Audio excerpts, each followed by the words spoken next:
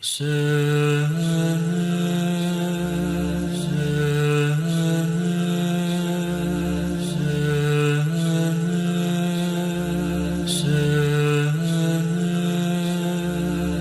باللہ من الشیطان الرجیم بسم اللہ الرحمن الرحیم الحمد للہ الذی جعل الحمد مفتاحا لذکرہ وسببا للمزید من فضلہ ودلیلا علی آلائہ وعظمتہ والصلاة والسلام علی عبدہ وامین وحیہ وخاتم رسولہ سیدنا و مولانا بالقاسم محمد اللہم صلی اللہ علیہ وسلم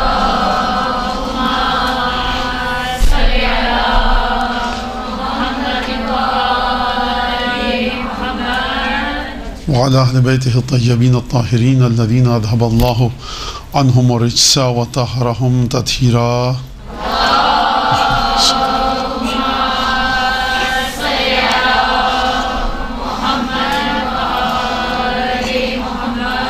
واللعن الدائم على أعدائهم أجمعين أما بعد فقد قال الله الحكيم في كتابه المجيد أعوذ بالله من الشيطان الرجيم اللہ صلیکم علیہ اجرن الا المودۃ فی القربہ. موضوع جو ہے دیا گیا آپ کے سامنے ہے کہ اہل بیت کی عظمت کو، اہل بیت کے فضائل کو کس طرح سے اجاگر کیا جائے.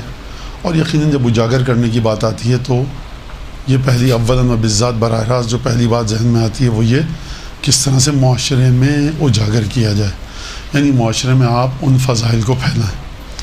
سب سے پہلی بات تو یہ کہ انسان اس چیز کو اجاگر کر سکتا ہے جو خود اس کی ذات میں موجود ہو. اگر آپ سے کہا جائے کہ خوشخطی کو آپ اجاگر کیجئے معاشرے میں، اگر آپ سے کہا جائے کہ آپ شعر کہنے کی طاقت کو معاشرے میں اجاگر کیجئے، اگر آپ سے کہا جائے کہ آپ اچھے کپڑے سینے کو معاشرے میں پھیلائیے، اگر آپ سے کہا جائے اچھا کھانا کیسے پکایا جاتا ہے معاشرے میں پھیلائیے، تو آپ کو کسی نہ کسی حد تک اس کام کی شدھ بدھ ہونی چاہیے. اس بات کا کسی طرح سے آپ کو نو ہاؤ ہونا چاہیے، علم ہونا چاہیے کہ کس طرح سے یہ ہنر، یہ آرٹ، یہ کام معاشرے میں آ سکتا ہے. اگر کوئی چیز میرے اپنے وجود کے اندر بالکل بھی نہیں ہے تو میں اس کو معاشرے میں نہیں لا سکتا. ایک تو بات یہ. اچھا، اب اگر کسی کو فرض کیجیے اچھا کھانا نہیں پکانا آتا تو وہ کیا کرے؟ کیا وہ ہاتھ پہ ہاتھ رکھ کے بیٹھ جائے؟ نہیں، وہ یہ کام کر سکتا ہے جیسے یہ ویڈیو بنائی اس نے، بھائی فلاں کھانا کیسے پکتا ہے، اور آپ نے معاشرے میں اس کی ویڈیو کو عام کر دیا. تو اس شخص نے بھی حصہ لیا کس چیز میں کہ معاشرے میں اچھا کھانا کیسے پکایا جا سکتا ہے. تو آپ کی بات سمجھ میں آ گئی یہاں تک کہ کسی طرح سے ہم اس پروسیس میں، اس طریقہ کار میں اپنا ایک حصہ ڈال دیں. ایک تو بات یہ ہو گئی، یہ کسی بھی چیز کے بارے میں. اب جب بات آتی ہے اہل بیت کی، ظاہر سی بات ہے وقت مختصر، ایک ہی تقریر ہے تو میں اس میں زیادہ لمبی چوڑی تمہید نہیں باندھوں گا. یاد رکھیے گا یہ بشر کی ایک خصوصیت ہے، بشر کے ساتھ ایک بیماری ہے. وہ میں بھی اگر ہوں تو میرے اندر یہ بیماری کس حد تک ہے تو معصومین جانے، لیکن ہے، کم یا زیادہ ہر ایک میں ہے. اور اسی وجہ سے معصومین نے اس بات کو پوائنٹ آؤٹ کیا، اشارہ کیا ہے. اور جس کے اندر یہ چیز نہیں ہے اور جس کے اندر یہ چیز ہے، مثبت لحاظ سے اس کی تعریف کی ہے، اور منفی لحاظ سے جو ہے اس کی مذمت کی گئی ہے ایک حد تک. وہ کیا ہے؟ وہ یہ ہے کہ اشتغل بعیوبہ عن عیوب الناس، کہ وہ شخص جو اپنے عیبوں کو جب دیکھتا ہے تو لوگوں کے عیوب کو بھول کر اپنے عیبوں کو مسلسل صحیح کرنے میں لگا رہتا ہے. جب بھی اہل بیت کی بات آتی ہے، اہل بیت نے یہ اس کام کا حکم دیا، اس کام کا حکم دیا، فلاں کام کا حکم دیا، تو انسان سب سے پہلے، بہت سارے لوگ ہیں ایسے جو اپنے آپ کو دیکھتے ہیں میرے اندر یہ بری صفت ہے، میرے اندر میری ذات میں یہ اچھی صفت ہے، الحمدللہ اگر اچھی صفت ہے، بری صفت ہے تو اعوذ باللہ نعوذ باللہ. لیکن انسان فوراً دوسروں کو دیکھنے لگتا ہے. یہ ایک بشر کی خصوصیت ہے. اور ہمیشہ جو شخص، اگر میں داڑھی رکھتا ہوں، میں اپنی بات کروں، مردوں کی بات کریں، اگر ہم نماز پڑھتے ہیں، مرد حضرات داڑھی رکھتے ہیں یا خاتون نماز پڑھتی ہیں یا پردہ کرتی ہیں، تو جب ان کو کوئی بہت ہی بیہودہ لباس میں بے پردہ عورت دکھتی ہے تو انسان کے ذہن میں سب سے پہلے یہ بات آتی ہے کہ یہ کیا ہوگا اس کا، یہ کیا کر رہی ہے. انسان اپنے عیوب سے غافل ہو جاتا ہے دوسرے کے شدید عیوب کو دیکھ کر. یہی وہ جگہ ہے جہاں معصومین نے، خاصتاً امیر المومنین نے اشارہ کیا ہے کہ اشتغل عن عیوب الناس بعیوبہ، اپنے عیبوں کو دیکھ کر دوسرے کے عیبوں کو بھول جاتا ہے. بھولنے کا لفظ میں نے غلط ترجمہ کیا، یعنی مشغول رہتا ہے، اس کے پاس وقت ہی نہیں ادھر دیکھنے کا. آج کل ایام میں چل رہے ہیں، آپ سے کو پوچھا جائے آپ کو پتہ ہے خبروں میں کیا ہوا، فلاں چینل نے کیا کیا، وہاں پہ جلوس نکل رہا ہے، وہاں پہ جلسہ، وہاں پہ سیاسی وہ ووٹنگ کے لیے ہو رہا ہے، وہ وہاں پہ election MNA MPA کے. آپ کہیں گے مجھے نہیں پتہ، محرم ہیں تو ہم دیکھ ہی نہیں پائے. آپ بھولی نہیں ہے کہ آپ پاکستان یا کراچی کی شہری ہیں، لیکن آپ کو اتنا مصروف ہو جاتا ہے انسان کے دیکھ نہیں پاتا. بچہ جو ایگزام میں مشغول ہے اپنے، اس کو یہ پتہ ہی نہیں کہ محلے میں کیا ہو رہا ہے، کیا نہیں ہو رہا. جا الامیر ذہب الامیر، بادشاہ سلامت آئے، بادشاہ سلامت چلے گئے، خاندان میں کیا ہو رہا ہے، شادی بیاہ سب کچھ. اچھا اس بچے کی جو پڑھاگو بچہ ہے، پڑھتا ہے، محنت کر رہا ہے، بچی یا بچہ، تو مشغول ہو جاتے ہیں. تو امیر المومنین یہ نہیں فرما رہے کہ بھول جاؤ، بلکہ فرمانا کہ وقت نہیں ہوگا. مشتغل یعنی مشغول رہنا، مصروف رہنا اس میں کہ آپ کو کسی چیز کی جانب توجہ ہی نہ ہو. یہ میں نے بات کیوں کی؟ کیونکہ جب بھی اہل بیت کی بات آتی ہے فضائل کی، کرامتوں کی، بزرگواری کی، اچھائی کی. جب بات آتی ہے اچھائی کی تو انسان پڑھتا ہے چیزیں، تو وہ اپنی ذات کو بھول کر دوسروں کو دیکھنے لگتا ہے کہ یہ ہوا، یہ ہوا، یہ اس نے یہ کیا، فلاں نے یہ کیا. تو یہ ایک بڑا مسئلہ ہے کہ اس جگہ سے کس طرح سے گزرا جائے. یہ ایک اپنے مقام پر مرحلہ ہے کہ مولانا صاحب دنیا میں برائیاں پھیلی ہوئی ہیں، ہماری ذات میں برائیاں نہیں ہیں، تو ہم اس کو دیکھ کر کس طرح کا رویہ اپنائیں، کس حد تک اپنے ذہن کو مشغول کریں. اور اس کا میں ربط بتا دوں اہل بیت کے فضائل سے. جو آج کا موضوع ہے وہ ربط یہ ہے کہ اہل بیت کے بارے میں جب بھی بات کی جائے گی تو خود بخود انسان کے ذہن میں کرامتیں اور فضیلتیں آئیں گی. جس جگہ پر وہ فضیلتیں ہوں گی انسان واہ واہ سبحان اللہ کہے گا. جس جگہ پر وہ فضیلتیں نہیں ہوں گی اور اس سے متضاد اور مخالف صفات ہوں گی، ان کو دیکھ کر انسان پریشان ہو جائے گا اور کہے گا یہ کیا ہو رہا ہے. لہٰذا ایک تو یہ چیز اس طرف نہ نکل جائے انسان اپنے آپ کو دیکھ کر رہے. یہ ایک بڑا اہم نکتہ تھا. اب ظاہر سی بات ہے کہ اہل بیت کے مقام کو کس طرح سے اجاگر کیا جائے.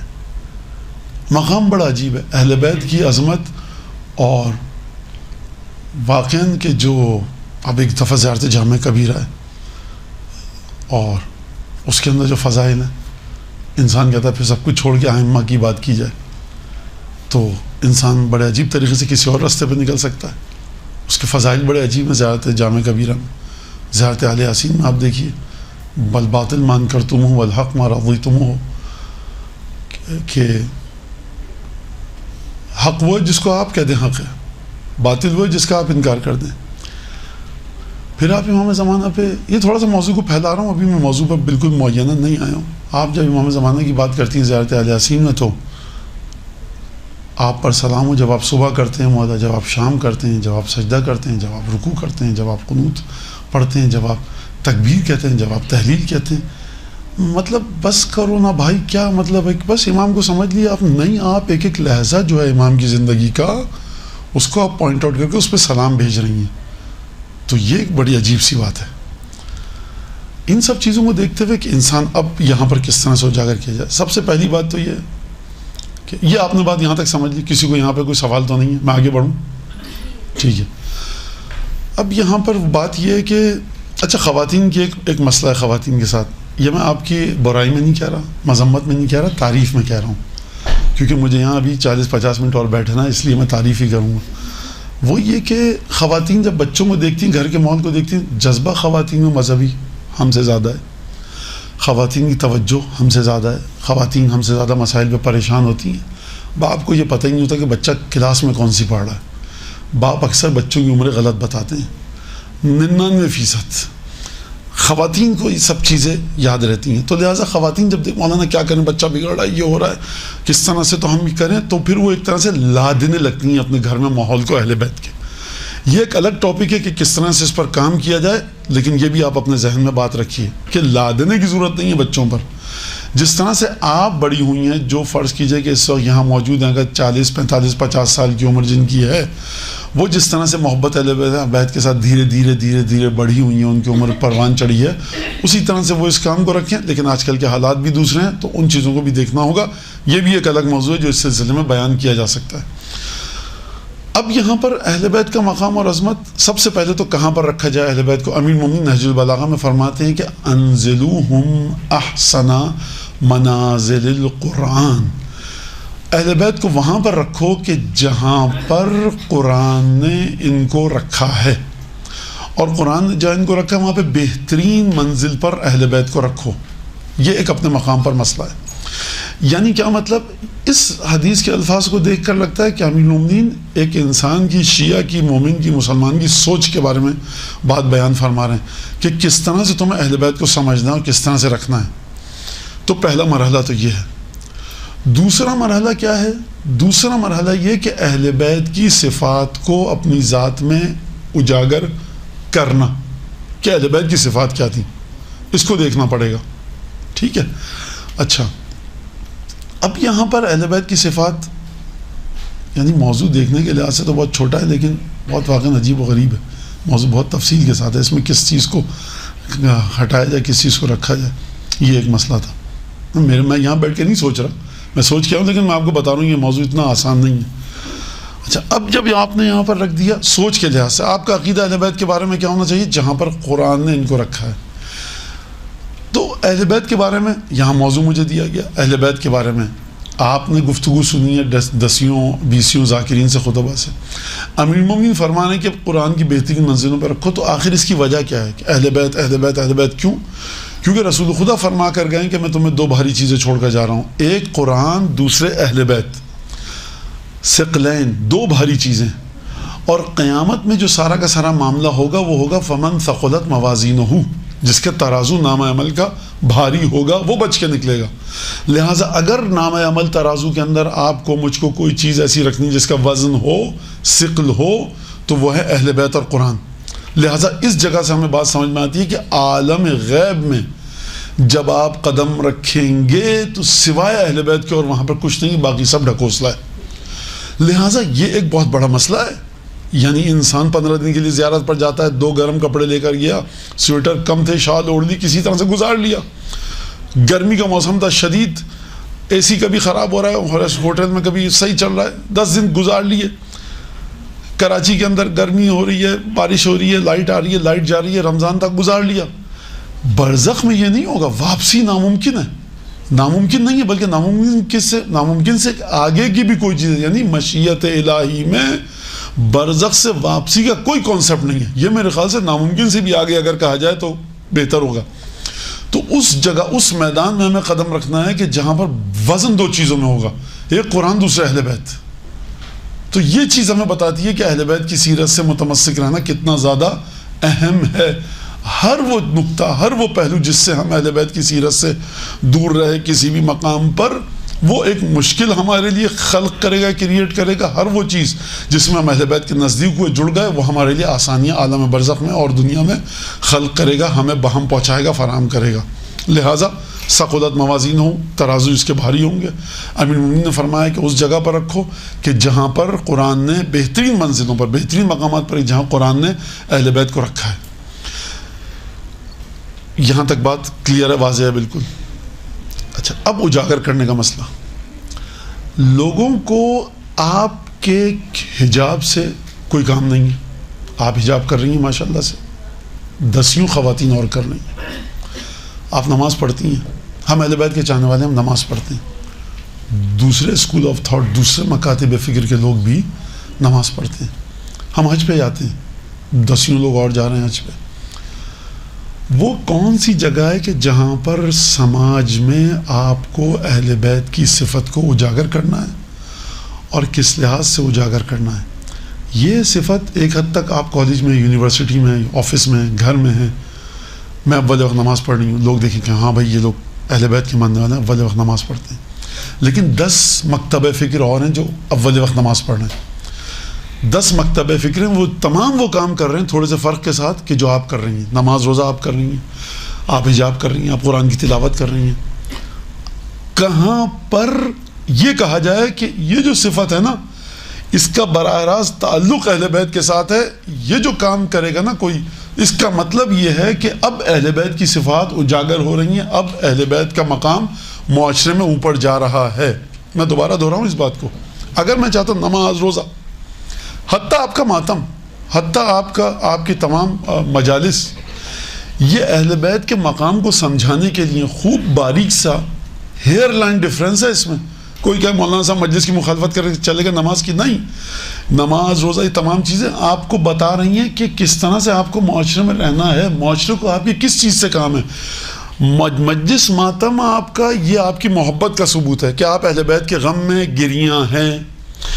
وہ مسئلہ مجھے بتائے کوئی آ کر کہ جہاں پر اہل بیت کے ماننے والے الگ دکھیں، کہیں بھائی یہ ان کی صفتیں ہیں اور ان جیسی صفتیں کسی کی نہیں ہیں.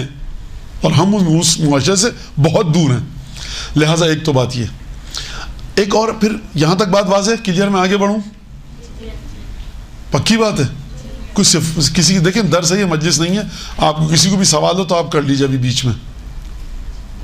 مجھے نہیں پتا قانون کیا ہے یہاں پر, بعد میں ڈانٹ پڑے کسی بچی کو یا کسی اسٹوڈنٹ کو کہ تم نے بیچ میں سوال کیوں پوچھا. میں آگے بڑھوں پھر. اب یہاں پر امام النقی علیہ السلام کی ایک روایت آتی ہے جس میں عجیب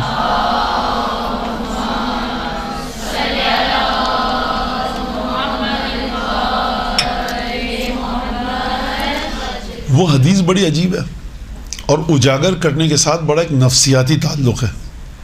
وہ کیا ہے؟ وہ فرماتے ہیں مولا کہ جروا الینا کل مودۃ وادفعوا عنا کل سوء.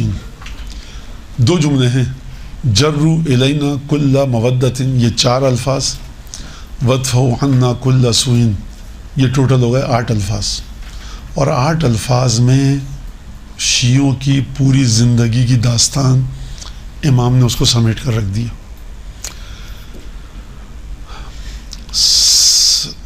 بہرحال شیعوں کی ذمہ داریاں شیعوں کی نسبت کچھ الگ ہیں, سماج کی نسبت کچھ الگ ہیں, ادھر مجھے نہیں جانا, وہ ایک الگ مسئلہ ہے.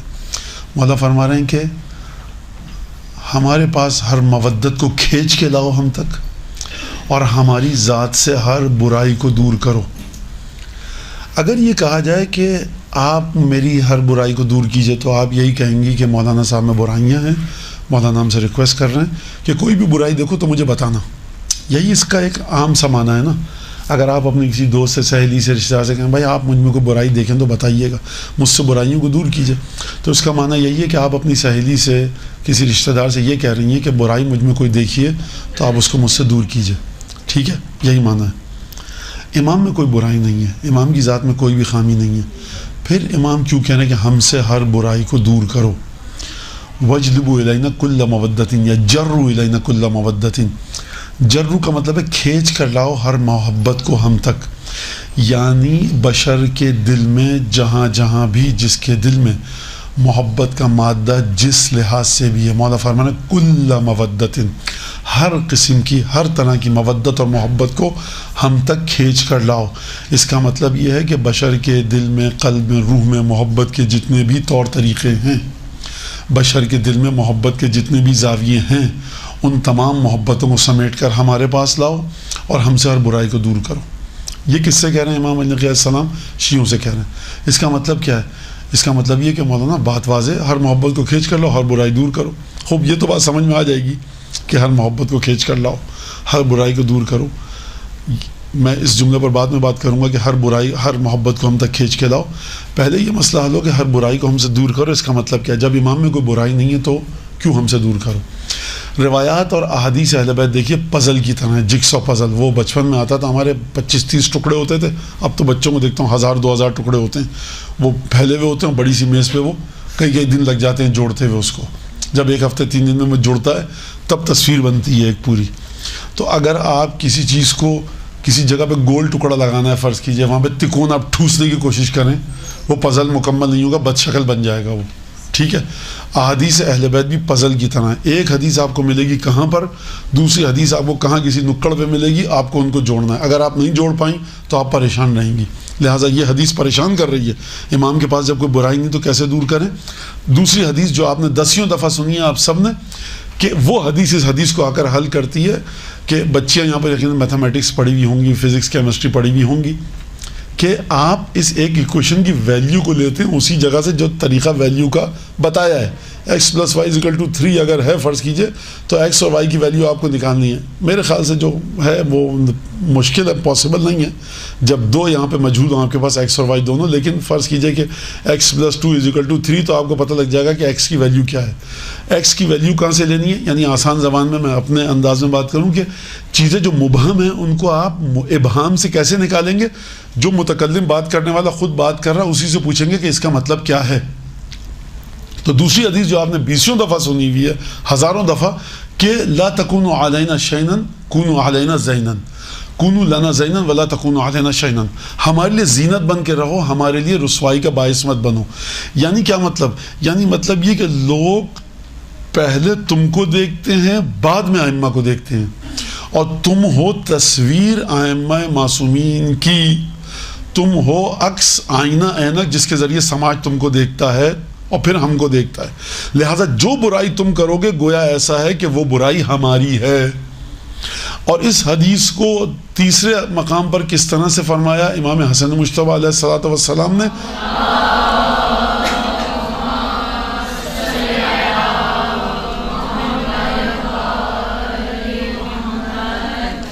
ان احسن الحسن الاخلاق الحسن، کہ بہترین جو نیکیوں میں بھی خوبصورت ترین نیکی ہے وہ بہترین اخلاق ہے۔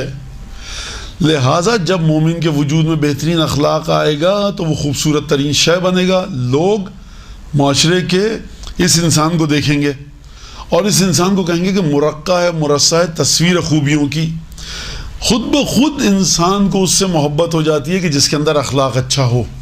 لہٰذا جب تمام زمانے کی محبتیں مودتیں آپ تک آئیں گی تو جب آپ کو دیکھا جائے گا کہ اہل بیت کے چاہنے والی ہیں، یہ ذاکرہ ہیں، یہ خطیبہ ہیں، یہ معلمہ ہیں، تو خود بخود لوگ آپ کے بعد آپ کے امام سے محبت کرنے لگیں گے نہ چاہتے ہوئے بھی۔ لہٰذا ایک مسئلہ کیا ہے اہل بیت کے مقام کو اجاگر کرنے کا، کہ انسان اپنی ذات میں وہ صفات لائے کہ جن کو اہل بیت نے حاصل کرنے کا حکم دیا ہے یا پسند فرمایا ہے۔ تو یہاں سے اب آپ نے توجہ کی بہترین خوبصورت ترین چیز بے خوبصورت اخلاق ہے۔ پھر آپ نے توجہ کی کہ ہمارے لیے رسوائی کا باعث مت بنو، بدنامی کا باعث مت بنو، نیک نامی کا باعث بنو۔ یہ دو حدیثیں آپ کی سمجھ میں آ گئی۔ تیسری حدیث کہ ہم سے ہر برائی کو دور کرو، ہر محبت کو ہم تک کھینچ کے لاؤ۔ تو اب آپ کی سمجھ میں آ گیا محبت کیسے کھینچ کر آئے گی، کیونکہ امام اور سماج کے بیچ میں آپ ہیں۔ جب اس ممبرین سے، اس جگہ سے کوئی بھی گزرے گا اچھے طریقے سے تو وہ امام کو اچھی نظروں سے دیکھے گا، اگر گزرے گا برے طریقے سے تو امام کو نعوذ باللہ بری نظر سے دیکھے گا۔ لہٰذا ایک اور بات جو اس حدیث کے سلسلے میں کہی جا سکتی ہے وہ یہ کہ محبت کا متضاد ہے نفرت، اور نفرت کا الٹ ہے محبت۔ برائی کا الٹ اور ضد ہے، متضاد ہے اچھائی۔ جب میں یہ کہہ رہا ہوں کہ ہر برائی کو ہم سے دور کرو اور ہر اچھائی کو ہم تک لاؤ، اب میں ایک اور بات کرنا چاہتا ہوں۔ یہ جو حدیث میں نے پڑھی نا آپ کے سامنے، بات مشکل تو نہیں ہوتی، بہت پیچیدہ پکی بات ہے؟ الحمدللہ۔ وہ یہ کہ اگر میں کہتا ہوں کہ آپ مجھ سے تشنگی کو دور کیجئے اور سیرابی عطا کیجئے، یعنی مولانا کو پیاس لگی ہے پانی دیا جائے تاکہ پانی پئیں اور تشنگی دور ہو۔ کوئی کہے آپ مجھ سے بھوک کو دور کیجئے، یعنی میرے شکم کو سیر کیجئے، صحیح۔ پستی کو دور کیجئے، بلندی عطا کیجئے۔ روشنی کو دور کیجئے، اندھیرے کو لائیے۔ اندھیرے کو دور کیجئے، روشنی کو لائیے۔ جب بھی متضاد چیزوں کے بارے میں بات کی جاتی ہے تو ایک متضاد چیز کو ہٹا کر دوسری متضاد چیز آتی ہے، یہ بات واضح ہے۔ اچھائی کی ضد کیا ہے؟ برائی۔ برائی کی ضد اچھائی۔ محبت کی ضد کیا ہے؟ نفرت۔ نفرت کی ضد کیا ہے؟ محبت۔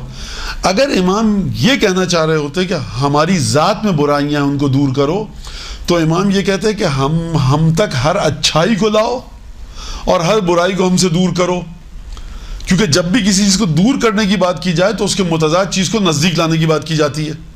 جہل کو دور کرو، علم کو لاؤ، علم کو دور کرو، جہل کو لاؤ، ٹھیک ہے۔ امام یہ نہیں فرما رہے کہ برائی کو ہم سے دور کرو، اچھائیوں کو ہم تک کھینچ کے لاؤ، بلکہ امام فرما رہے ہیں ہر محبت کو ہم تک کھینچ کر لاؤ اور ہر برائی کو ہم سے دور کرو۔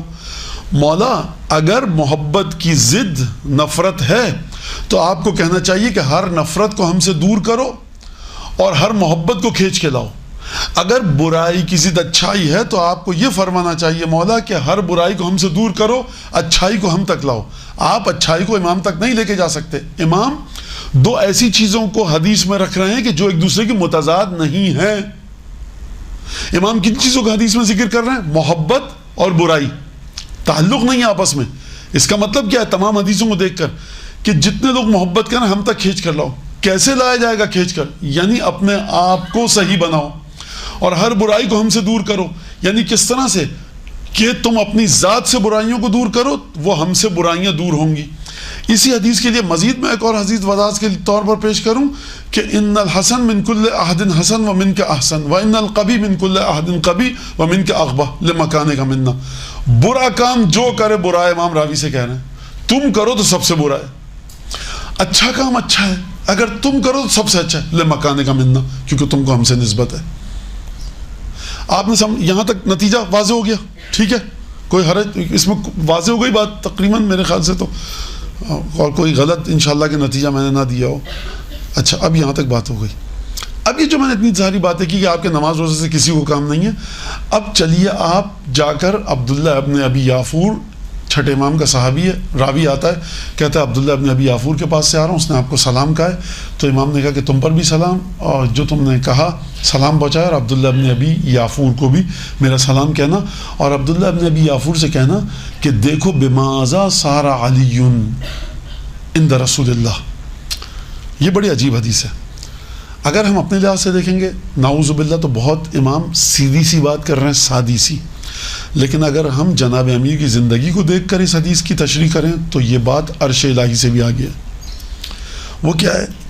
وہ یہ کہ مولانا نے فرمایا کہ عبداللہ ابن ابی یافور سے کہنا کہ دیکھو کہ علی کیسے علی بنے رسول کی نگاہوں میں. یہ بہت بڑی بات ہے، علی کیسے علی بنے رسول کی نگاہوں میں. فرمایا صدق الحدیث و ادا الامانہ، امانت کی ادائیگی کے ذریعے اور زبان کی سچائی کے ذریعے. اس کو کوئی بھی یہ دیکھ کر یہ نہ سمجھے کہ امانت کی ادائیگی، زبان کی سچائی، یہ زبان کی سچائی جناب امیر کی وہ ہے جو رسول خدا دیکھ رہے ہیں، یہ امانت کی ادائیگی وہ ہے جو رسول خدا دیکھ رہے ہیں. لہٰذا ہم اس کو اپنی سطح پر لائیں تو زبان سچی ہونی چاہیے، ادائے امانت. سب سے پہلی بات یہ، اگر کوئی چیک کسی کے پاس ہو کسی شیعہ محلے کا، اور وہ کہ اچھا وہ ماتم کرتا ہے، وہاں عزاداری میں آتا ہے، علم اٹھاتا ہے، اس نے چیک دیا، بے فکر رہو، یقیناً پاس ہو جائے گا، اور اس نے جھوٹ نہیں بولا. یہ اگر ہے تو آپ ائمہ کی صفات کو، اخلاق کو اجاگر کر رہے ہیں. معاشرے کو ہماری کسی بھی عبادت سے کام نہیں، معاشرہ دیکھتا ہے کہ مجھے کون انسانی حقوق کی حفاظت کر رہا ہے، کون بشر کے حق کو پامال کر رہا ہے. اگر آپ سے کہا جائے کہ کراچی کا میئر، کراچی کا جو بھی ایڈمنسٹریٹر، کمشنر، جو بھی ایک ہندو بنا ہے، آپ 5 سال کے لیے کراچی سے باہر چلی جائیں، جب آئیں تو کوڑا نہ ہو، درخت لہلہا رہے ہوں، سڑک پہ پانی نہ ہو، ایک سڑک پہ گڑھا نہ آئے. کون ہے بھائی کراچی کا جو بھی ہوگا، بلدیہ کا میئر، ایڈمنسٹریٹر، جو بھی. آپ کہیں فلاں صاحب ہیں، رام داس صاحب ہیں، کہیں واہ کیا کہنے، کیوں دعا کر رہی ہیں آپ اس کے لیے؟ بشر کو اس سے کام نہیں ہے بیسیکلی. امیر مومنین آئے تو یہ نہیں کہا کہ نمازیں پڑھواؤں گا سب کو، کہا کہ اگر تم نے اپنی بیویوں کا مہر بھی دیا ہوگا نا حرام مال سے، وہ بھی نکلوا کے لاؤں گا. حضرت حجت کی خصوصیت یہ ہے کہ جو دانتوں کے بیچ میں حرام مال کسی کے پھنسا ہوگا، حق تمثیل ہے، وہ بھی نکال کر حقدار کو دیں گے.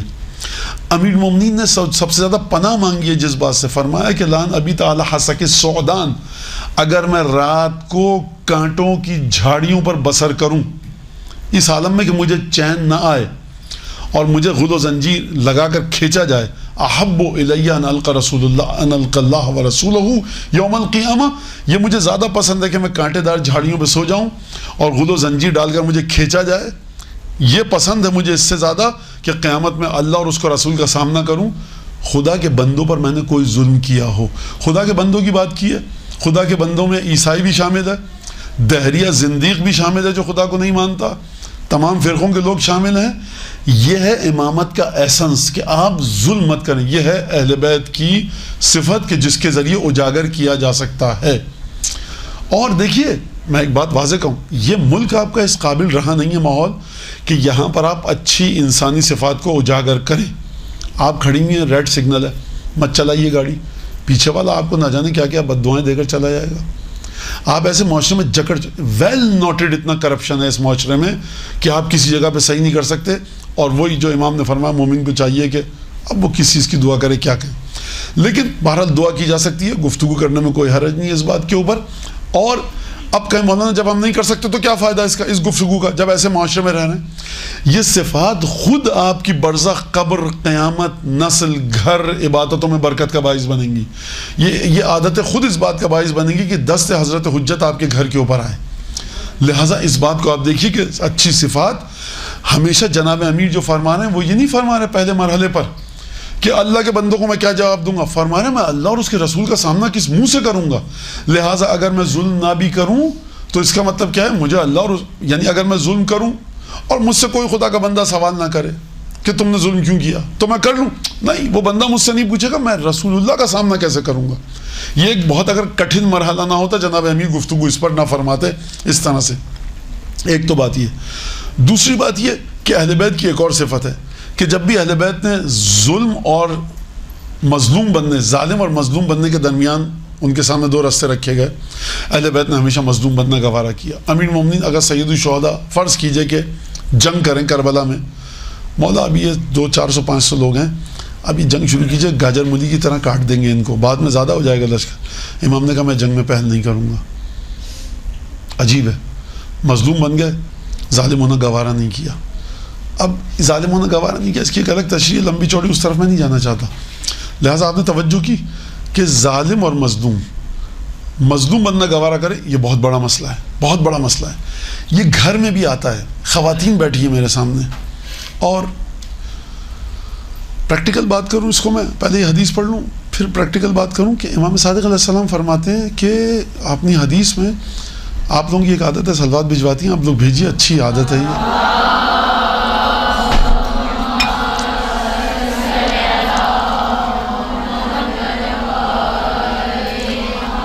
کہ کانا فی عشیرت شیعۃ علی، ایک شیعہ ہوتا تھا ایک قبیلے میں علی بن ابی طالب کا، ٹھیک ہے، اور وہ ایسا ہوتا تھا کہ سب سے زیادہ سچی بات وہ کرتا تھا، امانتیں لوگ اس کے پاس رکھواتے تھے، حقوق کو ادا وہ کرتا تھا، ظالم نہیں ہوتا تھا.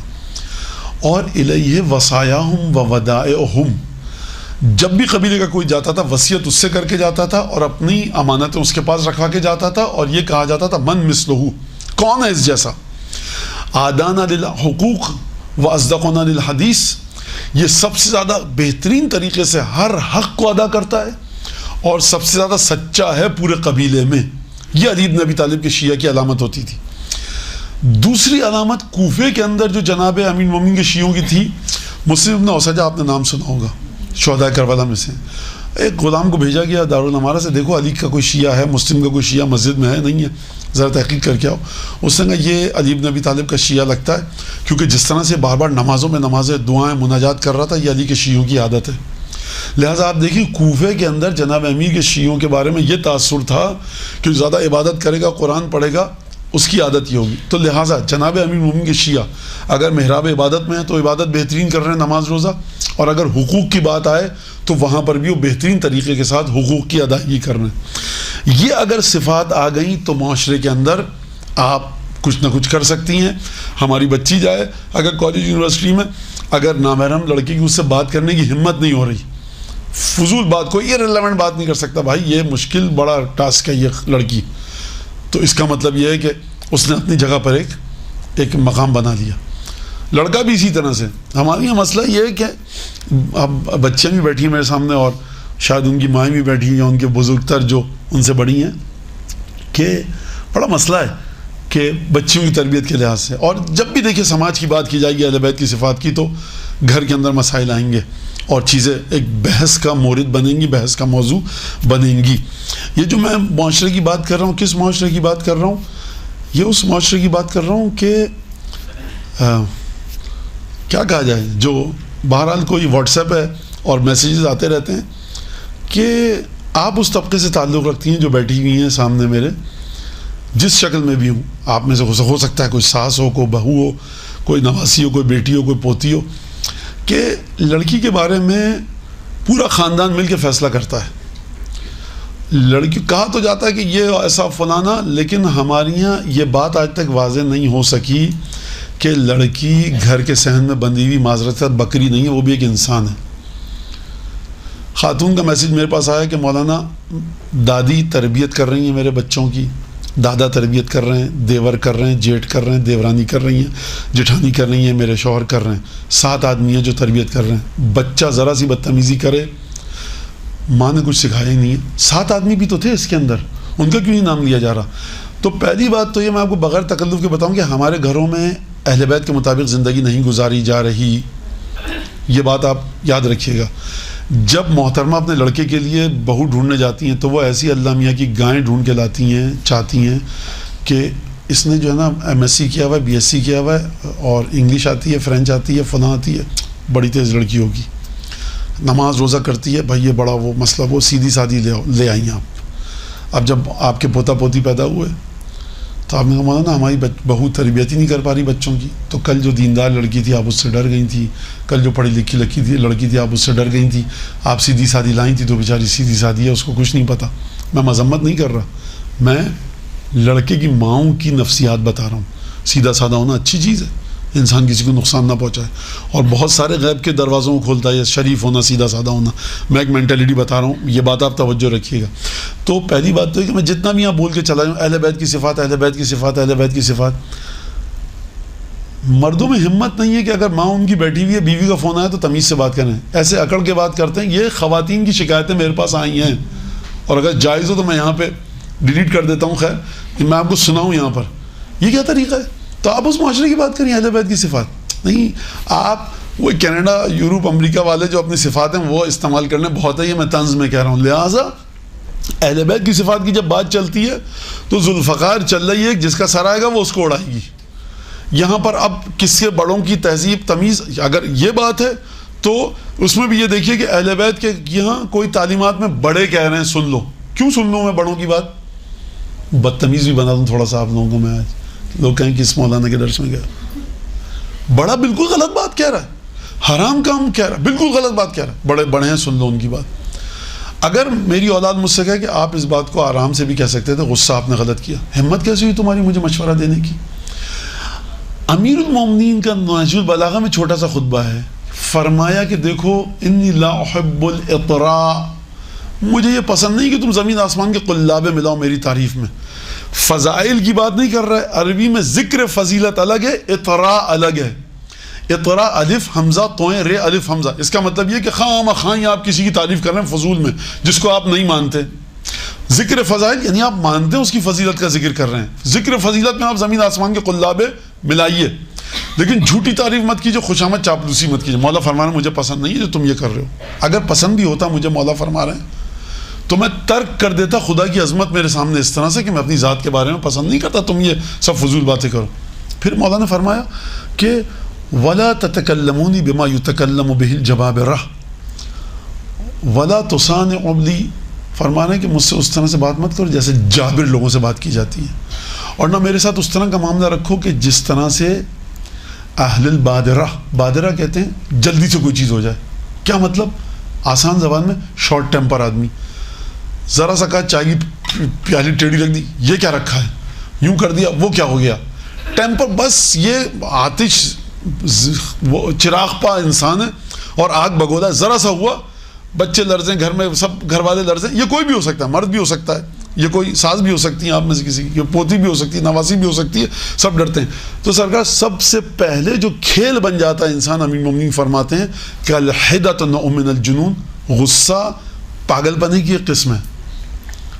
اور خیر کیا کہا جائے, ہر ایک کو غصہ آتا ہے, مجھے بھی غصہ آتا ہے, اور انشاءاللہ کہ خدا ان لوگوں میں شمار نہ کرے جو خود تو کہتے ہیں عمل نہیں کرتے. فرمایا کہ ان ندما وَإِلَّا فَجُنُونُهُ مُسْتَحْكَمٌ, اگر غصے کے بعد یہ شرمندہ ہو جاتا ہے تو بہت اچھی بات ہے, لیکن اگر شرمندہ نہیں ہو رہا تو مولا فرما رہے ہیں یہ پکا پاگل ہے. کیا کہا جائے. تو آپ جب اہل بیت کی صفات کی بات کرتی ہیں تو بچی, خاتون, مرد اس جگہ سے آ رہا ہے جہاں نکچڑی چڑچڑی بیوی ہے اس کی, وہ کیسے جب بس میں بیٹھے گا تو اپنے ٹیمپرمنٹ کو وہ قابو میں کر سکتا ہے. میں کل سگنل پہ کھڑا ہوا تھا, مجلس میں دیر ہو رہی تھی, اتنا ٹریفک لاک ہو گیا تھا, پولیس والا بیچارہ نوجوان سا ادھر سے نکال رہا ادھر سے نکال رہا, 10-15 منٹ تک میں اس کو دیکھتا رہا. آخر میں جب وہ ادھر سے ہارن, ادھر سے کوئی گاڑی لا رہا, ادھر سے موٹر سائیکل, وہ کہہ رہا بھائی پیچھے کرو, یہ پولیس والے کا کام نہیں, پیچھے ہاتھ سے ہٹائے, اشارہ کرے گاڑیاں رک جائیں. آخر میں اس نے ایک لڑکے کی موٹر سائیکل پہ اس کو دھکا دے دیا غصے سے. تو یہ 15 منٹ سے برداشت کر رہا ہے نا. تو اس سوسائٹی کے اندر اہل بیت کی صفات پنپ نہیں سکتی. یہ جو صفات اہل بیت ہیں, اگر بےہودگی کو, بے حیائی کو ہٹا دیا جائے, خوب توجہ سنیے گا, تو یہ صفات جو ہیں یہ فرض کیجئے کہ ساؤتھ کوریا کی صفات ہیں, وہاں پہ چلیں گی. یہ صفات کینیڈا کی ہیں, اسکینڈینیوین کنٹریز کی, اگر بےہودگی اور بے حیائی کو ہٹا دیا جائے.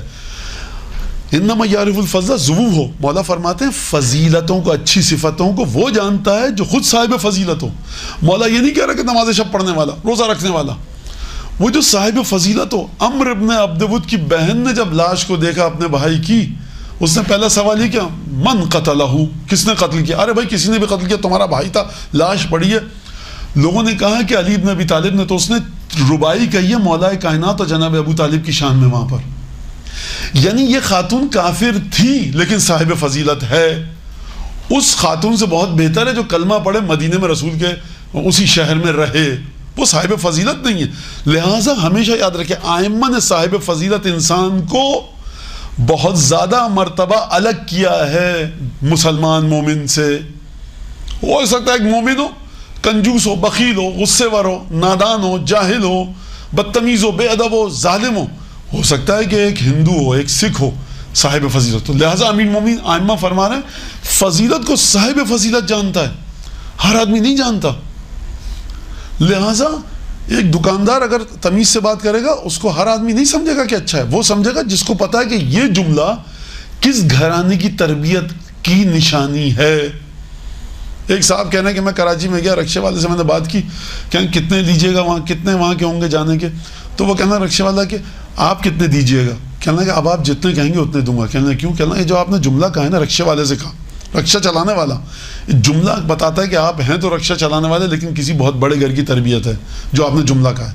لہٰذا اگر کوئی گنوار قسم کا انسان ہوتا معذرت کے ساتھ، اس کو کیا پتا اس نے کیا جملہ کہا ہے؟ لہٰذا سمجھے انسان۔ اہل بیت کی زندگیوں میں ہمیں واقعات ملتے ہیں کہ جب خود ائمہ نے کسی عام انسان کے اندر ایک صفت کو دیکھا ہے، پوچھا کون ہو، کہاں سے ہو، اور اس کی ہر ممکن مدد کی ہے۔ ائمہ کو چھوڑ دیجئے، بنو ہاشم کے بعض افراد کو جب ناشناس اور انجان اجنبی لوگوں نے دیکھا ہے دکان سے چیزیں خریدتے ہوئے، کہا کون ہے آپ، کس کے لیے خرید رہے ہیں؟ بھائی آپ دال چاول بیچ رہے ہیں، 10,000 آدمی آ رہے ہیں، یہ بھی ایک اس کا مطلب یہ کہ فضیلت ایک الگ چیز ہے۔ تو ہم میں اپنی گفتگو کو سمیٹوں کہ فضیلت جو ہے وہ پہلی بات تو ہے کہ اس معاشرے میں پنپ سکتی ہے کہ جو معاشرہ خود فضیلتوں والا ہو، اگر نہیں ہے تو پھر رسول خدا کی سنت، مکے میں رسول خدا ہیں، کڑوے گھوٹ پی کر انسان برداشت کرے، اور جب یہ مرحلہ آئے گا اچھی فضیلتوں کو آپ اپنے وجود میں پیدا کرنا چاہ رہی ہیں، لانا چاہ رہی ہیں، تو یہ ہے صبر۔ یہ بات واضح، صبر ہوگا۔ آپ اٹھ کے نماز پڑھی آپ نے اول وقت، ذرا سی ایک آواز آئی، گھر میں کوئی نماز نہیں پڑھنے والا، اس نے 4 آپ کو سنا دی۔ اس کے 2 طریقے ہیں، ایک تو یہ کہ آپ بھی 4 سنا دیجئے اینٹ کا جواب پتھر سے، دوسرا طریقہ یہ ہے کہ معذرت چاہتی ہوں اور میں سوری، جو بھی بول رہا ہے سنتا رہے انسان خاموشی سے، یہ ہے مقام صبر۔ ایک لڑکی نے مجھے بتایا ہے، میں ہاسٹل میں گئی، میرے کمرے میں 5-6 لڑکیاں تھیں، ایک لڑکی بھی مولانا پردہ نہیں کرتی تھی، رمضان میں کوئی روزہ نہیں رکھتی تھی، نماز تو الحمدللہ کوئی دور دور تک نہیں تھی، اور قانون کی پابندی کی وجہ سے وہ کانوں میں لگا کے وہ گانے وانے سنتی رہتی تھی۔ اکیلی لڑکی وہ تھی کہ نماز پڑھتی تھی میں بڑے خاموشی سے، تو میری سجدے کا گری اور ٹکرائی جا کر بیڈ سے، تو وہ لڑکی اٹھ گئی جو سو رہی تھی۔ میں نے کہا معذرت چاہتی ہوں، شرمندہ ہوں، سوری، جو بھی کہتا ہے۔ اس نے کہا نہیں کوئی مسئلہ نہیں۔ 1 سال کے بعد کچھ لڑکیاں وہاں پر روزہ رکھنے لگیں، اور کچھ لڑکیوں نے آڑی ترچھی جیسی بھی اب نماز پڑھنی شروع کر دی۔ اس لڑکی نے ایک دفعہ بھی نہیں کہا تم گانے کیوں سنتی ہو، اس نے کہا تم نماز پڑھتی ہو ہم گانے سن رہے ہوتے ہیں، اس نے کمرہ سب کا ہے، شکریہ تمہارا کہ تم کانوں میں لگا کر سنتی ہو۔ تو آپ کو یہ ٹیوننگ کرنا آنی چاہیے اپنے آپ کو۔ ایک تو یہ مرحلہ صبر کا ہے، صبر تک جب بات ہے الصبر من الایمان کا رأس من الجسد، صبر کا تعلق ایسا ہے ایمان سے جیسے انسان کے سر کا جسم سے، اگر سر کاٹ دیا جائے جسم مر جائے گا، لہذا صبر ہٹا دیا جائے ایمان ختم ہو جائے گا۔ آپ کو صبر کے ساتھ جگہ جگہ کہاں پر، مطلب خواتین پھلکیاں بنا رہی ہیں، پھلکیاں نہیں، ساس کو پھلکیاں پسند ہیں، دیور کو فرینچ فرائز پسند ہے، بہو کا روزہ ہے پسینہ بہہ رہا ہے وہ سب کے لیے تل رہی ہے، کسی کو خیال نہیں ہے کہ اچھا کو بورچے خانے میں آ جائے، سب کا روزہ ہے، اس بیچاری بدنصیب کا بھی روزہ ہے، لیکن یہ افطاری بنا رہی ہے، یہ کون سا روزہ ہے؟ اور اس کے بعد پڑھا جائے گا انا انزلنا پڑھو بیٹا، امام زمانوں کو پسند ہے۔ ارے سرکار خاک امام زمانوں کو پسند ہے، آپ نے بیچاری کو بھیجا ہوا ہے، وہ چوں نہیں کر رہی اور ایک کے بعد ایک چیزیں تلی آ رہی ہے، روح افزا میں ذرا سے شکر اور اس کی مقدار کم زیادہ ہو جائے گا، جی فضیلہ مچ جاتا ہے۔ تو یہ کس معاشرے میں ہم فضیلتوں کی بات کر رہے ہیں؟ روزہ نام ہے صبر کا، اور اس صبر کا امتحان ہے افطار۔ تو آپ دیکھیے کہ کس طرح سے گاڑیاں سڑک پہ بھاگ رہی ہوتی، خیر وہ ان کا ایک الگ مسئلہ ہے۔ تو 10 چیزیں ہوتی ہیں، تو آپ کو جس معاشرے کے اندر لوگ انسانی فضیلت کو نہیں سمجھ رہے ہوتے، آپ کس طرح سے اس معاشرے کے اندر اجاگر کریں گی؟ تو وہاں پر آپ کو چاہیے ہوگا کیا؟ صبر. صبر چاہیے ہوگا. صبر کا تعلق ہے، صبر اگر ہے تو ایمان ہے، صبر نہیں ہے تو ایمان چلا گیا. لہٰذا وہی جو رسول خدا نے تمام کام کیے، وہی جو آئمہ نے کام کیے. ایک چیز ٹھیک ہے. دوسری چیز میں ایک اور بات بتاؤں گا، پھر وہی بات اسی کے ذیل میں، اسی کے سے تعلق سے، کہ آپ ہمیشہ صفات انسانی کے ذریعے آپ معاشرے کے اندر اہل بیت کے پیغام کو یا اہل بیت کی فضیلتوں کو اجاگر کر سکتی ہیں. اس کے علاوہ کچھ نہیں ہو سکتا. یہاں تک میری بات ختم ہو گئی. اب آپ میں سے یقیناً یہاں پر کچھ ذاکرائیں بھی ہوں گی، ہیں میرے خیال سے ہوں گی، یقیناً ہوں گی. ٹھیک ہے نا؟ تو ذاکرائیں جو ہیں ہماری وہ کیا کریں؟ دیکھیں، سب سے پہلے تو یہ بڑا مسئلہ ہوتا ہے ہمارے ساتھ. یہ مسئلہ آپ کے ساتھ ہوتا ہے، ہمارے ساتھ تو بالکل بھی نہیں ہوتا کہ کوئی خاتون بے پردہ بیٹھی ہو، کیونکہ خواتین آتی پردے میں اور بہت کم ہوتا ہے کہ مرد بالکل سامنے جا کر بیٹھے. اب فرض کیجئے کہ کوئی صاحب داڑھی منڈائے بیٹھے ہیں اور آپ کے منہ سے ایک مسئلہ نکلنے والا ہے داڑھی کا، تو یہاں پر اس کی بیچاری آبرو جائے گی نہیں جائے گی؟ کیا ہوگا؟ آپ کے ساتھ کیا ہوتا ہے، مجلس پڑھنے گئی، کوئی خاتون بالکل بے پردہ آئیں. دو طرح کی ذاکرائیں ہوتی ہیں. ایک تو جس کو دیکھا سارے تیر اور میزائل اسی پہ چلا دیے کہ بے پردہ خواتین کے ساتھ یہ ہوگا یہ ہوگا، یعنی دنیا میں صرف ایک گناہ ہے بے پردگی کا، بقیہ سارے گناہ حل ہو چکے. سب سے پہلی بات جو ذاکراؤں کے لیے ہے، میں معذرت چاہتا ہوں ابھی ٹائم ہے میرے پاس اس لیے کیونکہ اہل بیت کی صفات کو آپ کو اجاگر کرنا ہے. مطالعہ ایک تو اپنا اچھا کیجئے، قرآن کثرت سے پڑھیے. مولانا قرآن وہ صبح کو روٹی دینی ہوتی ہے، پراٹھا پکانا ہوتا ہے، ان کو سلائس سیک کے دینے ہوتے ہیں، یہ ہوتا ہے. ٹھیک ہے، دین آپ کا ایسا ہے کہ جو ہر حالت میں آپ کو یہ نسخہ دیتا ہے کہ آپ اہل بیت سے، آئمہ سے جڑی رہیں. آپ کیا کریں؟ روٹیاں پکا رہی ہیں اگر تو ان انزلنا پڑھتی رہیں، استغفار پڑھتی رہیں. اس کا اثر ہوگا اور حضرت حجت کو ہدیہ کریں. ایک بات. دوسری بات یہ کہ جب بھی مجلس پڑھنے جائیں اس میں یہ کوشش نہ کریں کہ آسمان سے میں تارے توڑ کے لاؤں گی اور مطلب یہاں پر دھماکے ہو جائیں گے مجلس میں. ایک جو ٹاپک ہے اس کو بڑے سادے انداز سے کوئی بھی سادہ سا پوائنٹ اس میں واضح کرنے کی کوشش کیجئے، بس پیچیدہ مت بنائیے اپنی گفتگو کو. ٹھیک ہے. تیسری چیز یہ کہ اہل بیت کی صفات کے حساب سے بات ہو رہی ہے، یہ تو آپ کی مجلس کا بھی میں نے کہا برسبیل تذکرہ آ گیا تو بتا دوں. ایک اور چیز وہ یہ کہ انسان میں ذاکر میں اور ذاکرہ میں حلم ہونا چاہیے، برداشت کی طاقت. سب سے بڑا مسئلہ جو آتا ہے وہ یہ کہ مائک کے اندر سے عجیب و غریب آوازیں آ رہی ہیں، کیا کرے انسان. تو مثال دے رہا ہوں، ٹائم آگے پیچھے ہو گیا، کچھ بھی ہو گیا، حلم اور برداشت. یہ برداشت، یہ صبر، آپ کو جو تلخ حالات پیش آتے ہیں مجلس پڑھنے کے دوران، اس کو مٹھاس اس میں کیسے پیدا کی جا سکتی ہے؟ وہی کام کیجیے جو شہداء کربلا نے کیا، وہی کام کیجیے جو اصحاب ائمہ نے کیا. ائمہ کی محبت کے سلسلے میں سب کا سب ایک ڈبہ ہے، باکس ہے، اس کے اندر شکایت ڈال دیجئے. وہ باکس ہے محبت حسین ابن علی. مولا آپ کی محبت میں آ رہے ہیں یہاں پہ اللہم صل علی محمد.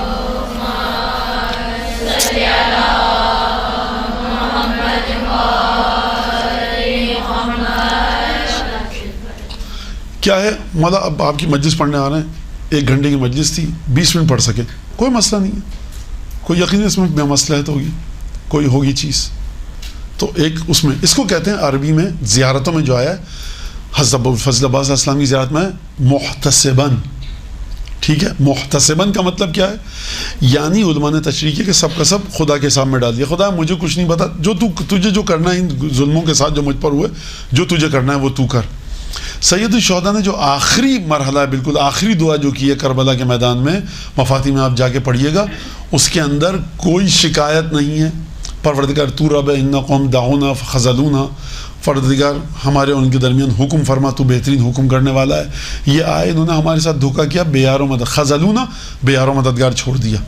تو یہ ہے، تو پروردگار ان کو نیست و نابود فرما دے، برباد کر، شعلہ آ جائے. فرمایا پروردگار تو ہمارے ان کے درمیان فیصلہ کر.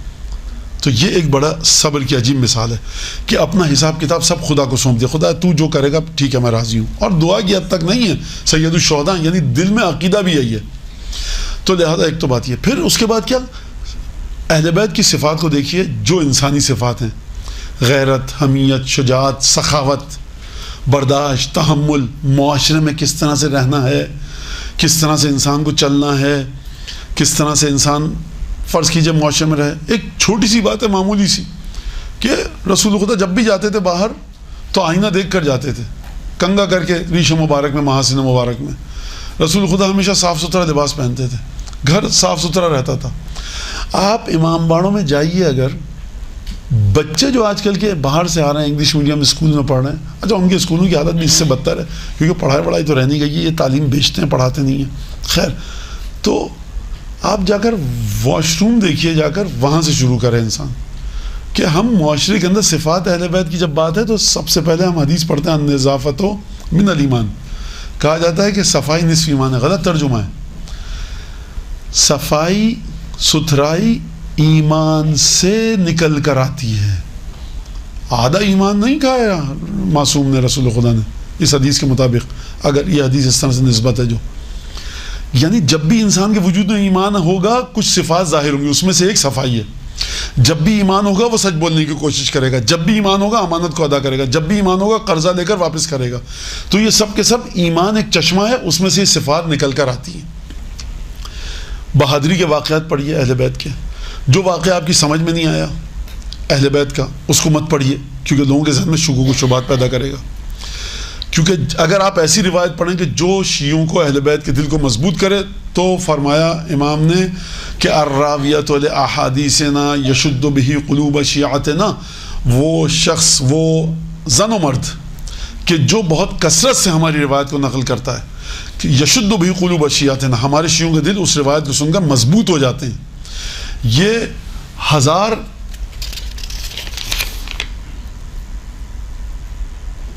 ٹھیک ہے کہ یہ کیا تھی حدیث, کیا پڑھ رہا تھا میں, اللہم صلی علی محمد.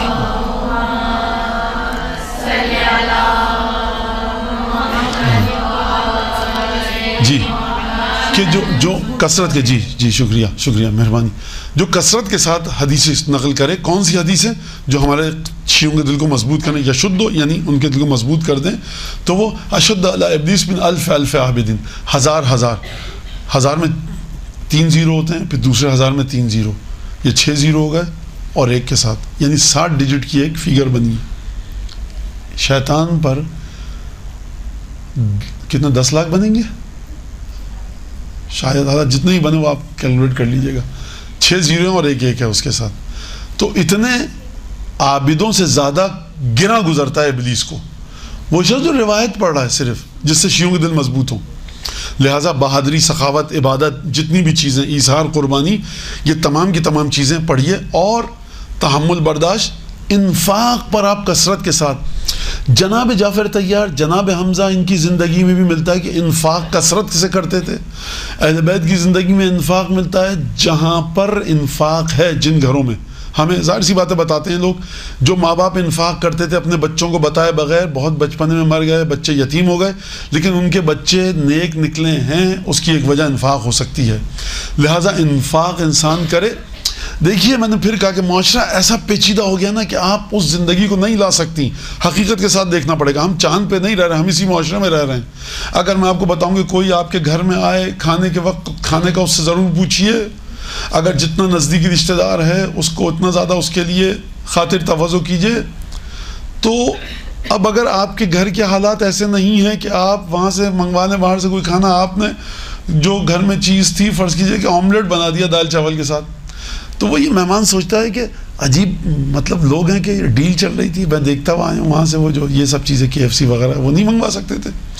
تو صفات اہل بیت اگر آپ انجام دینا بھی چاہیں تو آپ کہیں گی کہ اس سے بہتر کہ ہم کھانا نہ کھلاتے, انہوں نے فلاں جگہ جا کر یہ بات کی. تو مہمان کو چاہیے کہے کہ اس میزبان نے میرے اپنی طاقت توان کے مطابق مجھے دیا, خدا اس کے رزق میں برکت ڈالے. مہمان کو چاہیے کہ اپنی طاقت کے مطابق وہ کام کرے اور وہاں پر کنجوسی کا, بخل کا مظاہرہ نہ کرے. یہ ایک چھوٹی سی صفت ہے اہل بیت کی, چھوٹی سی بہت. کھانا کھلانا, اطعام طعام, بڑی عجیب بات ہے. اور اگر کوئی سید ہے اس کو کھانا کھلانے کا ثواب مزید بڑھ جاتا ہے. اور ہم نے دیکھا ہے کہ قم نجف میں بہرحال یہ صفات قم نجف کے اندر آپ کو دکھتی ہے علماء میں, کہ جب کوئی سید اس شاگرد حتیٰ ہو کسی استاد کے پاس جائے جو سید نہیں ہے, سب سے پہلے کھانے کا پوچھتا ہے. بہت سالوں بعد سمجھ میں آتی ہے طالب علم کی یہ بات کہ میں سید ہوں اور یہ اس روایت اس کے پیش نظر ہے جو میری اولاد کو کھانا کھلائے.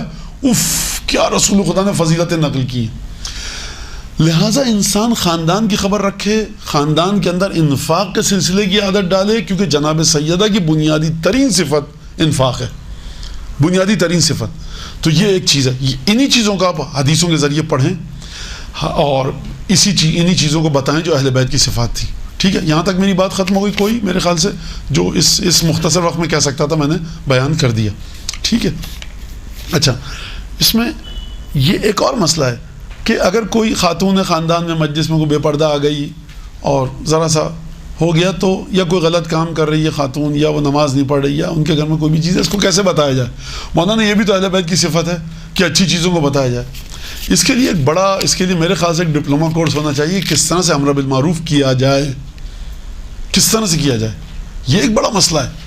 اور واقعاً یہ ڈپینڈ کرتا ہے آپ کے تعلقات پر، آپ کے اس کے ساتھ جو آپ کی رشتہ دار خاتون، اس کے ساتھ آپ کی محبت کا تعلق کتنا ہے، کتنا دل میں احترام ہے، کس طرح سے آپ اپنے آپ کو پیچھے کھینچیے کہ وہ سمجھ جائے آپ کے عمل سے کہ ان کو پسند نہیں آ رہا۔ یہ سب چیزیں ایک بڑی تفصیل کے ساتھ ہیں، لیکن یہ بھی اہل بیت کی صفات کو اجاگر کرنے میں آتی ہیں، لیکن اس میں یہ ایک مسئلہ آئے گا کس طرح سے بتایا جائے۔ بعض دفعہ کافی مسئلہ ہو جاتا ہے۔ گئی آپ مکس گیدرنگ ہے، مکس گیدرنگ چلنے قابل برداشت ہے، آپ نے چادر لپیٹی کونے میں بیٹھ گئی۔ خواتین کا مسئلہ ہے کہ مولانا مصیبت یہ نہیں ہے کہ مکس گیدرنگ میں جائز ہے جانا یا نہیں ہے، ہم پردے کے ساتھ جاتے ہیں، کونے میں بیٹھ گئے، انہوں نے کہا نہیں لیڈیز ویٹریس ہوں گی، 50 مرد گھسائے وہاں پر خواتین کے پورشن میں، یہ تو ہمارے بھائی ہیں، چچا ہیں، ماموں ہیں تو نامحرم۔ اب وہ خاتون بیچاری ان کے بقول کہ ہم سر جھکائے ہوئے واش روم ڈھونڈ رہے ہیں، ٹیشو گیلا کر کے میک اپ صاف کر رہے ہیں، تو یہ نہیں ہو سکتا جو آپ اہل بیت کے مطابق چلیں اس معاشرے میں۔ بڑا مشکل ہے، بڑا کٹھن ہے چیز کو۔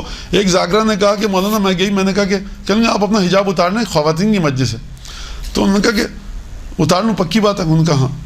تو ایک دم سے ان کو کھڑکی کھلی ہوئی تھی، مرد جاتا دکھائی، انہوں نے فوراً چادر کہا کہ مرد تو کیا، یہ تو مائک والا ہے، یعنی مائک والا جو محرم ہے۔ تو آپ کس معاشرے میں رہ رہی ہیں، آپ اس معاشرے میں رہ رہی ہیں، کس طرح سے آپ صفات کو اپنے اندر لا پائیں گی، یہ ایک بڑا مسئلہ ہے۔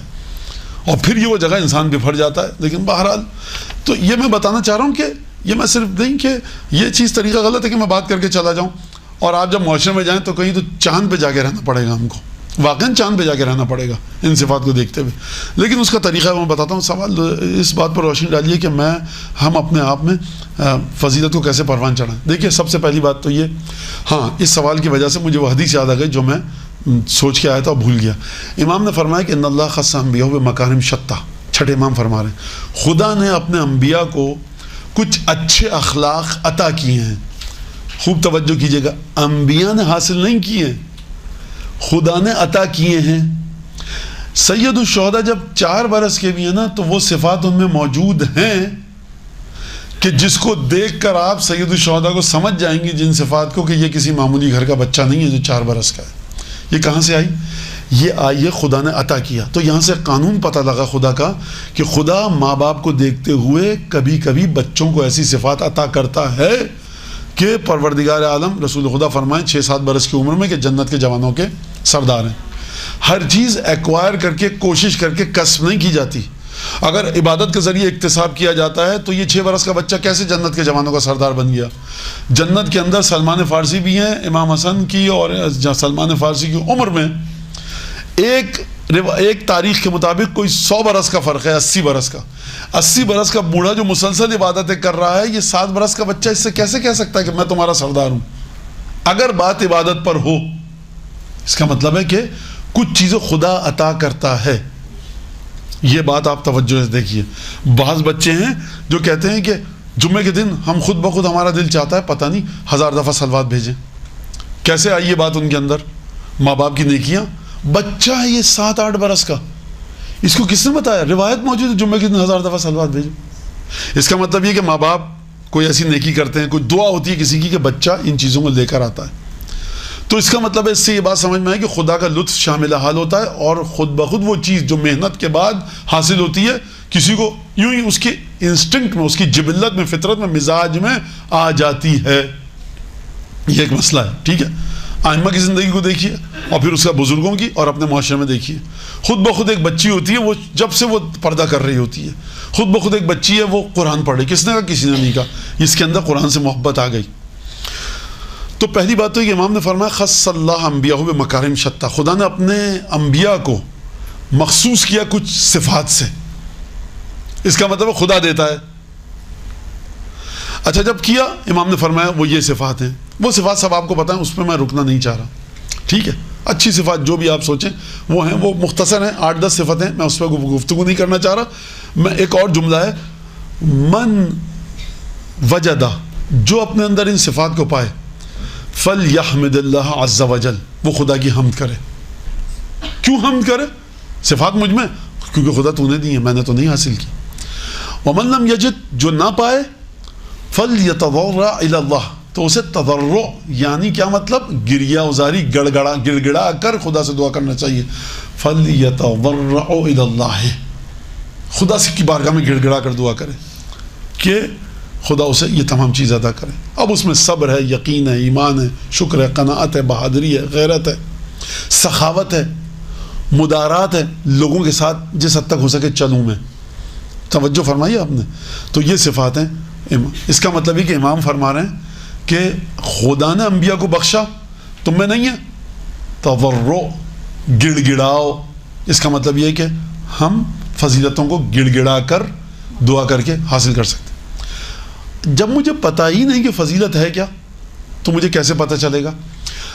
ذاتی اویئرنیس کے لیے ایک نسخہ بتایا ہمیں امام نے کہ من لم یحاسب کل یوم, من لم یحاسب نفسہ کل یوم, جو ہر روز اپنے نفس کا محاسبہ نہ کرے, لیسا منا, وہ ہم سے نہیں ہے. اس کی روش, سیرت, چال چلن, بیہیویئر ہمارے مطابق نہیں ہے. ہر روز اپنے نفس کا محاسبہ کرو. اگر دیکھیں اچھا کام کیا خدا کا شکر کرو, برا کام کیا استغفار کرو. اس کے بعد آپ ان اذکار کو دیکھیے جو روایات میں آئے ہیں. استغفار آپ دیکھیے کتنا روایات میں فضیلت آئی ہے. ایک مرجے کے پاس ایک صاحب قبلہ کو ذکر دیجئے, ذکر دیجئے, ذکر دیجئے. ذکر کے اندر ہماری عادت ہے کہ بہت بور کیا میں نے آپ کو, تھوڑا سا آپ ذہن آپ کو اسٹریس سے میں خالی کروں. تو ذکر ہم یہ سمجھتے ہیں, کوئی یہ کہے کہ سردیوں میں رات کے 3 بجے اٹھیے, سر کو ٹھنڈے پانی سے دھوئیے اور ہوا چلا کر کھڑے ہوئیے اور پھر یہ ذکر کیجئے. یہ ذکر واقعاً کچھ ہے. بیابان میں جائیے, یہ سب ہوتا ہے, اس طرح کی چیزیں ملتی ہیں. لیکن معصومین نے اپنے عمومی شیعوں کو بہت آسان چیزیں بتائی ہیں جس کا اثر بہترین ہے. تو اس مرجے نے کہا کہ کل آنا, وہاں پہ بتاؤں گا ایسا ذکر کہ بڑا اہم ہو. گئے خوشی خوشی. کہا کہ ایک ذکر بتاؤں گا, زمین سے لے کر آسمان تک ویسا ذکر نہیں ملے گا. کیا بتائیے قبلہ, کیا کثرت سے استغفار کرو, روایت میں آیا. یہ تو پتہ تھا مجھے بھی, معرفت نہیں تھی نا آپ کو.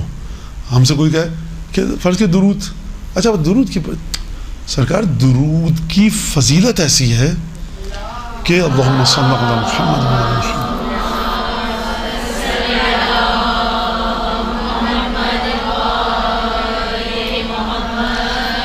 میں نے کہا نا آپ کو کہ صفات پزل کی طرح ہیں, ٹکڑے ہوتے ہیں نا جن کو جوڑا جاتا ہے. ابھی تھوڑی دیر پہلے آیات بھی اسی طرح ہیں. آپ آیات قرآن میں جا کر شین اور ہے, گوگل سب کے پاس ہے, شین اور ہے لکھیے فی القرآن, فے چھوٹی ہے اسپیس, الف کے اوپر مد, القرآن, الف لام, الشح فی القرآن. وہ عربی میں آئے گا, فارسی میں آئے گا, اردو میں لکھ دیجئے. قرآن میں الشح کا لفظ, سنی شیعہ ساری اردو کی سائٹس کھولے گا آپ کو. اب ڈر یہ ہے کہ اس میں کیا کیا پتہ نہیں تفسیریں ہوں عجیب و غریب بیتوں کی. تو آپ شح کا لفظ کسی بھی عالم سے کہیے, کہیں سے بھی ڈھونڈیے اور دیکھیے کہ خدا نے قرآن میں کس چیزوں کو کس کے ساتھ جوڑا. شح کہتے ہیں کنجوسی کے خاص قسم ہے. سخاوت, انفاق کے ساتھ حدیثوں میں آئمہ نے صدقے کو جوڑا ہے. اپنے ایمان کو بچاؤ, سوسو ایمانکم بالصدقہ, اپنے ایمان کو بڑے بڑے جتن کر کے بچاؤ صدقے کے ذریعے. اس کا مطلب ہے صدقہ ایمان کو بچائے گا. اس کا مطلب یہ ہے کہ زیارت پر جانا ایمان کو بچائے گا. اس کا مطلب یہ ہے کہ بڑوں کے ساتھ ادب کرنا, چھوٹوں پر رحم کرنا, ترحم کی صفت, انفاق کی صفت. اگر آپ دیکھیں تمام صفات کو جمع کریں اور ان کو کہیں گے 2 یا 3 ان کو ایک جرنلائز وے میں لکھا جائے, 3 کالم بناؤں گی میں صفتوں کے. 1000 صفات آئمہ نے بتائیں گے مومن کے اندر ہونی چاہیے. میں 3 میں تقسیم کروں گی, 4 کالمز میں. تو آپ کو بہت بڑا کالم وہ ملے گا جس میں خلق خدا کے ساتھ محبت کے ساتھ پیش آنا ہے, اس کے اوپر ترس کھانا ہے, رحم کھانا ہے. میں گاڑی میں بیٹھا ہوا جا رہا ہوں, لوگ چلچلاتی دھوپ میں کھڑے ہیں. یہ لوگ, میں کہتا ہوں عجیب لوگ, 3rd کلاس لوگ کھڑے ہیں کہ کسی قابل نہیں ہے, زن سے گیا.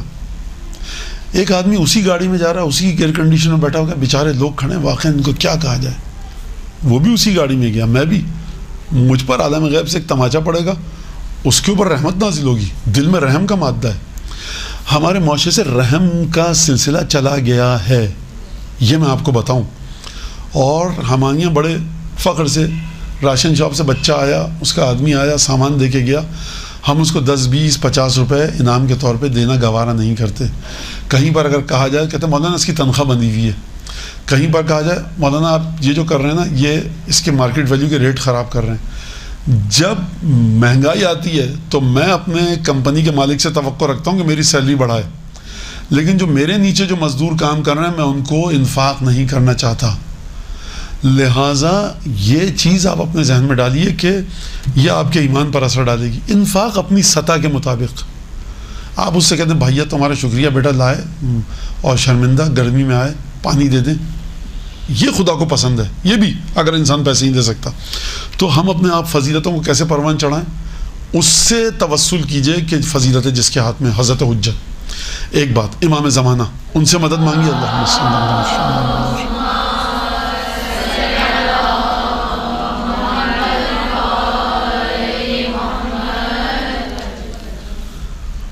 بہادری، انبیاء کو خدا نے بہادری دی ہے. آپ بیٹھی ہوئی ہیں محفل میں دسترخوان پر، کسی ایک خاتون کے مذاق اڑایا جا رہا ہے، اس میں کوئی خامی ہے وجود میں، جسمانی ذہنی کسی بھی لحاظ سے اس کا مذاق غیر موجودگی میں اڑایا جا رہا ہے، اس کی موجودگی میں. مجھ میں بہادری اتنی کہ یہ بات آپ غلط کرنی ہے، پیچھے غلط ہے. دسترخوان نظر کا ہے، اچھا نظر کا نہیں ہے تو جائز ہے، نہیں یہ بات صحیح نہیں کرنی، آپ اس وقت نہیں، اچھی بات نہیں ہے نقل اتارنا، ایسا مت کیجیے. اب کوئی بچی کہہ سکتی مولانا اگر ہمارے اماں ابا اتار رہے ہوں کس میں جرت ہے، اٹھ کے جا سکتی ہیں وہاں سے. مولانا اگر گاڑی میں جا رہے ہوں تو پھر کیا کریں. تو اب یہ سب طریقے ہیں کہ جو معصومین نے بتائیں، علماء نے بتائیں، بات کو گھما دے کسی طرف کہ بات کا موضوع کا سخن کا رخ بدل جائے. تو یہ شجاعت ہے ہمارے اندر، مشکل نہیں ہے. تو یہ سب چیزیں ہیں. توسل امام سے، اول وقت نماز، استغفار، صلوات، قرآن کثرت سے پڑھنا، زیارت عاشورہ، تمام چیزیں جو آپ کو بتائی گئی ہیں. اور جب ہم مفاتیح صحیفہ سجادیہ کی بات آتی ہے تو انسان سمجھتا ہے یہیں سے سب کچھ ملے گا. یہاں پہ سب کچھ ہے، لیکن عملی طور سے بہت ساری چیزیں معصومین نے مومنین کے حقوق کے بارے میں رکھا ہے. للمؤمن علی المؤمن سبعۃ حقوق، مولا فرماتے ہیں مومن کے مومن پر 7 واجب حقوق ہیں کہ جو ادا کرنے. الاجلال فی، 2 بتاؤں گا، الاجلال فی عینہ والمودۃ فی صدرہ. آنکھوں میں تم اس کے لیے اجلال رکھو. اجلال کا مطلب کیا ہے پتہ ہے؟ اجلال کا مطلب یہ کہ بادشاہ سلامت کے لیے لفظ استعمال ہوتا ہے کہ صاحب جلال، صاحب جلال آ رہے ہیں. جلال کا لفظ بادشاہ کے لیے استعمال ہوتا ہے. کیا مطلب بادشاہ کے لیے استعمال ہوتا ہے؟ یعنی آپ کی باڈی لینگویج ایسی ہو کہ بادشاہ کو احساس نہ ہو کہ تم میرے سامنے اس طرح سے کھڑے ہو جس طرح سے دوسروں کے سامنے. جلال. اور دوسرا بادشاہ کو آپ دیکھیں بھی تو خاص نظر سے مسکرا کر دیکھیں، ایک گگیانا پن ہو چہرے پر. اگر آپ نے بادشاہ کو غصے کے ساتھ دیکھا بادشاہ کو تیش آ جائے گا. یہ مومن کے حقوق امیر مومن فرما رہے ہیں. الاجلال فی عینہ، مومن ہے، مومن ہے، یہ ایم ڈی ہے جی سرکار قبلہ، ارے آپ گھر پہ آئے، وہ بیچارہ ایسی غریب سا رشتہ دار میں نے دیکھا ہے اپنی آنکھوں سے، بہت بڑے بڑے عہدیدار تھے، کس طرح سے صاحب خانہ مل رہے تھے کہ سلمان فارسی ہیں گویا کہ. اور جو عام سا مومن ہے اس کو یہ دسترخوان نظر کا ہے، یہ امام حسین کی نظر ہو رہی ہے، یا بہرحال یقیناً کوئی توجہ ہوگی یقیناً. کسی مومن کی جان مال عزت و آبرو بچانے کے لیے وہ اس بڑے عہدیدار سے مل رہے ہوں گے. ہمیں یہ توجہ بھی کرنی چاہیے. ہاں یہ میں بتا رہا ہوں، میں نے کہا نا کہ ہم جب بھی صفت کی بات آتی ہے دوسروں کی طرف دیکھتے ہیں، اپنی طرف دیکھیں میں نے یہ کام کیوں کیا. تو الاجلال فی عینہ، غریب مومن میرا رشتہ دار آیا، میں نے اس کے اوپر ٹانگ پہ ٹانگ رکھ کے میز میں، ہاں بھائی، اور بیٹھا ہوں دھس کے کرسی میں. اور اگر کوئی پیسے والا مومن آیا تو اس کے لیے میں دوسرے طریقے سے اجلال فی عینہ، عزت ہے یا نہیں ہے. دوسری چیز المودۃ فی صدرہ، اس سے مجھے مودت اور محبت ہے کہ نہیں ہے. وہ تکلیف میں ہے، اس کی تکلیف کو حل کرنے کے لیے میں کیا کرتا ہوں. بالا ترین صفت جو واجبات کے بعد ہے، حتیٰ تمام مستحبات میں افضل ترین مستحبات ہے قضاء حاجت مومن کی حاجت کو پورا کرنا. اگر آپ نماز شب اپنی چھوڑ رہی ہیں کہ یا مجھے امر دائر ہے کہ میں نماز شب چھوڑوں قضا ہو جائے گی، یا مومن کی اس مشکل کو دور کروں، مومن کی اس مشکل کو دور کرنا نماز شب سے زیادہ فضیلت رکھتا ہے. اور میں نے بہت وقت لیا آپ کا. وآخر دعوانا الحمدللہ رب العالمین وصلی اللہ علی سیدنا محمد و اہل بیتہ الطیبین الطاہرین واللعن الدائم على أعدائهم أجمعين.